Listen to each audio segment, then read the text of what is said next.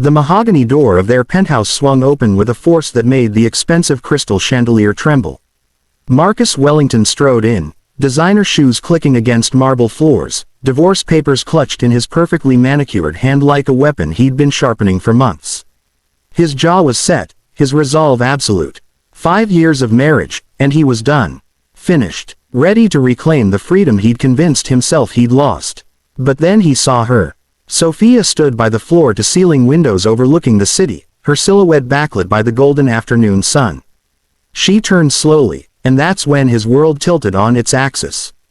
Her hand rested protectively on the gentle swell beneath her flowing dress, a curve that hadn't been there 3 months ago when he'd stopped coming home before midnight. The divorce papers slipped from his fingers, fluttering to the floor like dying birds. "You're pregnant," he whispered, the words strangling in his throat. She nodded, her dark eyes glistening with unshed tears. 12 weeks. Marcus felt his knees weaken. This wasn't part of the plan. This couldn't be happening. Not now. Not when he'd finally worked up the courage to leave, to pursue the life he thought he wanted with Victoria, his ambitious young assistant who understood his drive, his hunger for more. Victoria, who never complained about his late nights or questioned his priorities. Victoria, who wasn't standing here carrying his child, looking at him with those eyes that had once held nothing but adoration and now held only quiet devastation. The story of how they'd arrived at this moment began 5 years earlier, when Marcus Wellington was nobody special. He'd been a mid-level marketing executive with big dreams and empty pockets, working 16-hour days to make ends meet. Sophia had been a kindergarten teacher who volunteered at homeless shelters on weekends and believed that kindness was the greatest currency in the world. They'd met at a coffee shop where he'd been too distracted rehearsing a pitch to notice he'd grabbed her latte by mistake. "That's mine," she'd said, laughing as he took a sip and grimaced at the excessive sweetness. "How can you drink this? It's basically liquid candy. How can you not? Life's bitter enough without black coffee making it worse." He'd bought her a replacement drink, and they'd talked for 3 hours. She'd made him laugh for the first time in months. She'd listened to his dreams about starting his own company without the skepticism everyone else showed. When he'd walked her home that night, he'd felt something he hadn't experienced since childhood, hope that life could be more than just a relentless climb toward some undefined success. Their wedding had been small, held in her parents' backyard with string lights and wildflowers. Marcus's family had boycotted it, deeming Sophia too simple, too ordinary for their ambitious son. His mother had actually used the word, settling. But on that warm June evening, watching Sophia walk toward him in a simple white dress she'd found at a vintage shop, he'd never felt richer. The first 3 years had been beautiful in their simplicity. They'd lived in a cramped apartment where the heating barely worked, but they'd been happy. Sophia would grade papers at their tiny kitchen table while Marcus worked on business proposals, and they'd share cheap takeout while dreaming about the future. She'd believed in him when his first startup failed. She'd held him through the panic attacks when investors rejected him repeatedly. She'd worked extra hours tutoring students to help pay bills when money got tight. Then everything changed. His tech company, a social media analytics platform, suddenly took off. What started as a modest success became a phenomenon. Within 18 months, Marcus went from struggling entrepreneur to multimillionaire. They moved to the penthouse. He bought the luxury cars, the designer clothes, joined the exclusive clubs. Sophia had been uncomfortable with it all from the start. "We don't need all this," she'd said, standing in their new bedroom that was larger than their entire first apartment. "Maybe you don't, but I do. I've earned this, Sophia. I've worked for it. I know you have. I just don't want us to lose ourselves in it." But Marcus had already been losing himself, though he couldn't see it. Success became an addiction. Every milestone made him hungry for the next. Board meetings, networking events, exclusive parties where everyone spoke the language of ambition and no one asked uncomfortable questions about happiness or purpose.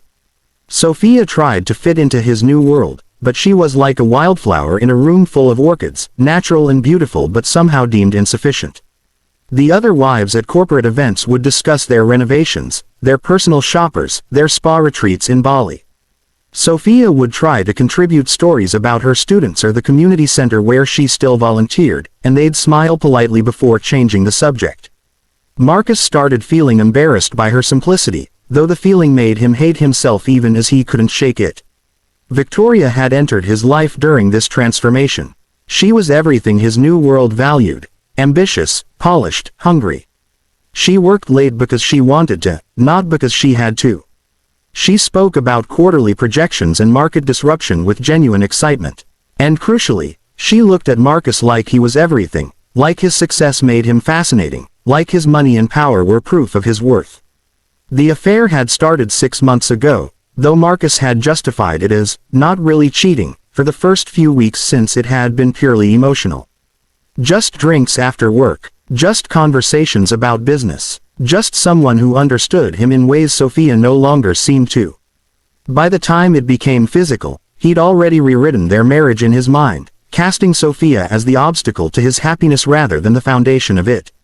He'd convinced himself the kindest thing would be a clean break.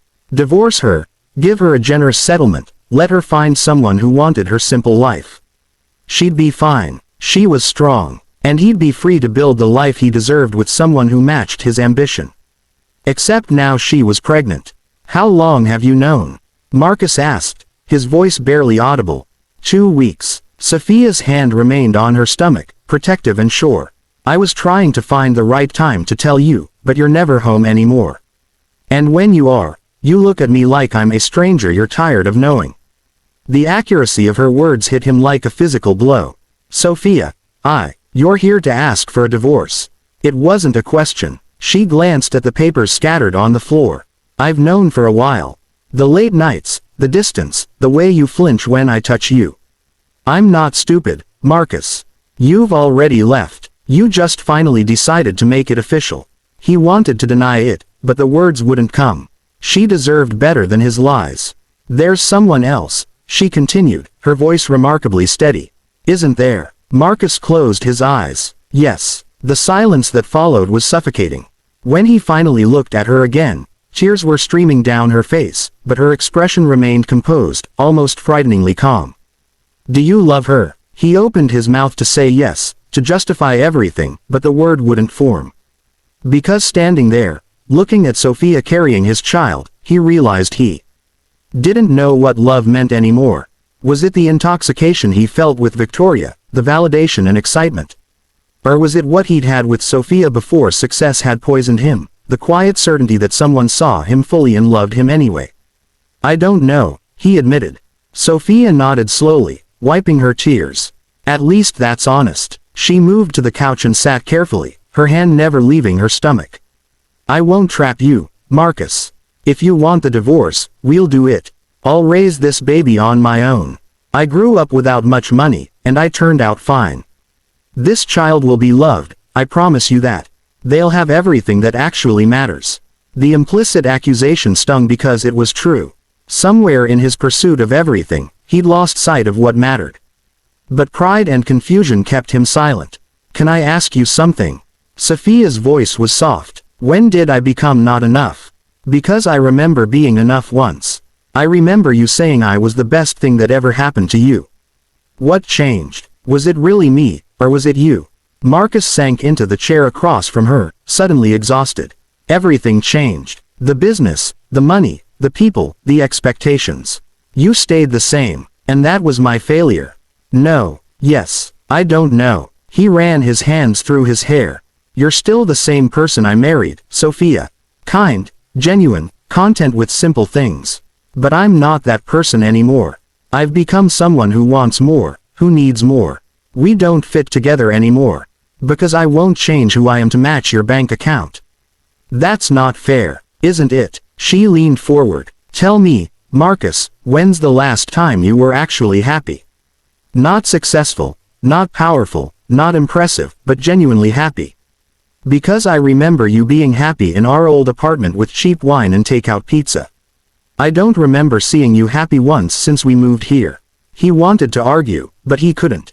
The truth was, he couldn't remember the last time he'd felt anything beyond the temporary high of a business victory or the shallow excitement of his affair. Everything else was just noise, ambition, and an endless hunger for more.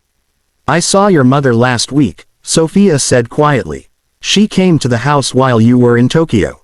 Marcus's head snapped up. What did she want? To tell me I should divorce you. To tell me I was never good enough for her son, and now that you'd made something of yourself, you deserved someone better. Sophia's laugh was bitter. She offered me money to leave quietly. $2 million to disappear. Rage flashed through him. She had no right. She's your mother, Marcus. She was protecting what she thinks are your best interests. Just like Victoria is probably telling you that I'm holding you back, that you deserve someone more ambitious, more sophisticated, more worthy of your success. Sophia met his eyes. But here's what neither of them understands. The man I fell in love with didn't measure worth in dollars or status. He measured it in kindness, in integrity, in whether you made the world a little better by being in it. That man was extraordinary. The man you've become. He's just rich. And there's a difference. The words landed like hammer blows, each one cracking the facade he'd built around himself. Because she was right. He'd spent the last 2 years becoming someone he didn't recognize, someone his younger self would have despised. He'd confused success with significance, wealth with worth. I don't know how to go back, he whispered. Maybe you can't. Maybe you've changed too much. Sophia stood slowly, walking toward him. But you could choose to move forward as someone different than who you've become. You could choose to be a father who teaches his child that people matter more than profit. That character matters more than charisma. That a rich life has nothing to do with money. And us. She was quiet for a long moment. I don't know if there's an us anymore, Marcus. You're right that we don't fit together the way we did. But maybe that's because one of us changed for the worse and the other refused to. The question is whether you think the person you've become is someone worth being. Marcus looked at her, really looked at her, for the first time in months. She was beautiful. Not in the polished way Victoria was beautiful, but in a deep, genuine way that no amount of money could buy or create. She was good, truly, fundamentally good, and he'd been willing to throw that away for what? Excitement, validation, the approval of people who didn't actually care about him. I've been so stupid, he said, his voice breaking. Yes, she agreed simply. You have been. I don't know if I can be who I was. I don't want who you were. I want someone better. Someone who learned something from all this. She placed her hand on her stomach again. This baby deserves a father who shows up. Really shows up. Not just financially but emotionally, spiritually. If you can't be that person, then yes, we should divorce. I won't raise my child around someone who teaches them that love is conditional and people are disposable. Marcus stood, closing the distance between them. He wanted to touch her, to hold her, but he'd lost that right. What do I do? That's not my decision. You have to figure out who you want to be, Marcus. The man who signs those divorce papers and walks away to his exciting new life. Or someone else entirely. But understand this. If you choose to stay, it's not about going back to how things were. We'd have to build something new, something honest. No more late nights with assistants. No more choosing ambition over family. No more measuring your worth by your net worth. He thought about Victoria, waiting for his call to celebrate their freedom. He thought about his business associates who'd mock him for staying with his simple wife. He thought about his mother's disappointment. And then he thought about his child, growing inside Sophia, who would someday ask what kind of man their father was. The choice suddenly seemed obvious, though terrifying. I'm going to need help, he said. Therapy. Real work on myself. Because I don't trust who I've become.